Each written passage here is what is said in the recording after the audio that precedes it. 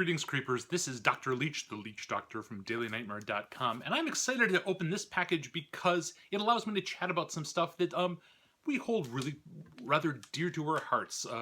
It's entailed in the very name of our site, Daily Nightmare. We love nightmares. We just adore them. We love those little bits of disturbing dreams that assault us at night. It's like our psyches tugging at our sleeves saying, pay attention to this.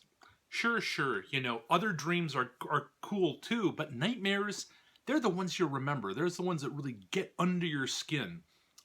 We have, since 2007, have published as many nightmares as we can get from folks. Some of them come from me, some of them come from Elsa, but it's been a really wonderful sort of party gag to ask, haven't had good nightmares recently? And it's really remarkable, the things that people tell you.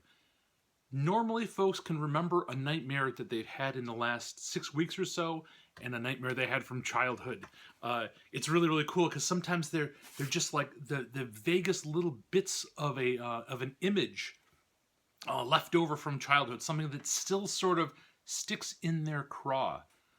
What does that mean? How cool is this? So we try to publish as many as we can, and I will tell you more about that in a minute.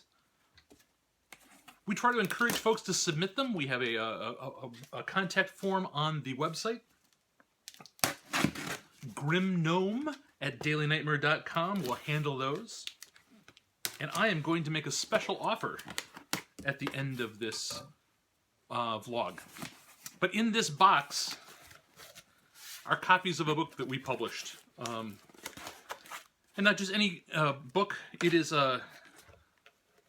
13 Quick Shivers from DailyNightmare.com. We got a whole bunch of them in anticipation of a comic convention we are going to at the end of next month, the Ypsi Comicon. It's the first Comic-Con in Ypsilanti, which is just like, that's like, I think, where my heart lives. It's just such a lovely little town, so full of possibility and folks doing cool stuff. They've got their first Comic-Con coming next month, and we just had to participate. So this was our very first book. It was sort of our a proof of concept of what we wanted to get to make. They are 100-word stories, terrifyingly typeset.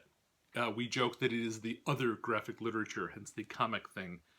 What we wanted to do is we took some of these nightmares that we've published through Creative Commons on our website, and we asked various different writers to turn them into a story, but not just any kind of a story, a 100-word story, which is a delightful thing because it's like partially a poem, it's partially a story. You have to be very careful about the word selection and word repetition. So it's this neat sort of swithering little literary form. Like I said, not quite a poem, not quite a story. You got to get in, do your business, and get out. Sort of like a nightmare. So these are all stories based on nightmares.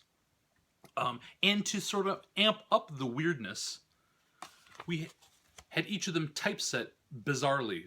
So they are, in fact, difficult to read. They slow you down as you're trying to read them. Because sometimes it's in this fast-paced society we have, don't you know, you want to zoom through 100 words. It's like you could just be shoveling those down like Cheerios. The typography, which is frustrating, perhaps, intentionally makes you savor them. I'll show you a couple other ones. This one was all in black and white. We did it because we were sort of toying with the idea of doing a special edition that was typeset with an actual letterpress typeset. There's some cool techniques to take digital files and turn them into those copper plates that actually press into the paper.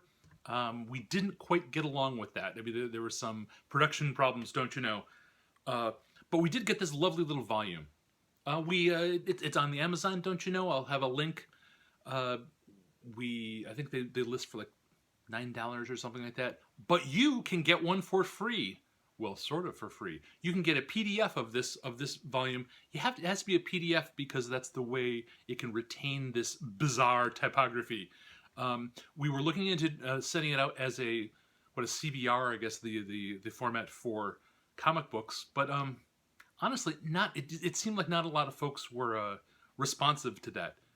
If you're responsive to that, comment in the comments below, and we'll make one of those available. But you can get a copy of the PDF if you just send us one of your nightmares, any nightmare, and you're gonna have the problem of not being able to convey exactly what was so terrifying, and that's okay, because that's one of the things, is that it's difficult to translate the language of dreams into the everyday language that we use, and that's fine. It's a common refrain if you scroll through the various nightmares on the website. They are I don't know how to explain how terrifying this was. Scroll through the site. I'll include a few of the interesting little nightmares we had on there. We have done a second volume, which I should be able to show you, but I don't. And we are finishing up the third volume, which will be the best one ever, frankly. It's going to be a larger format. It's going to be 8.5 by 8.5, and full color. It's full color all the way through, and we've got I think 4 or 5 essays from folks about different aspects of nightmares about bugs. We are hoping to have this volume debut at the Ypsi Comicon. If not, it'll be on the website. Check that out too. Yeah, it's going to be amazing. Our designer, we've been working with him for actually decades now. He's really outdone himself with some of these like ooky little sort of pop cultural things he does with bugs. So if you particularly don't like bugs, this is the one you want to look at. Again, send us your nightmares. Share them.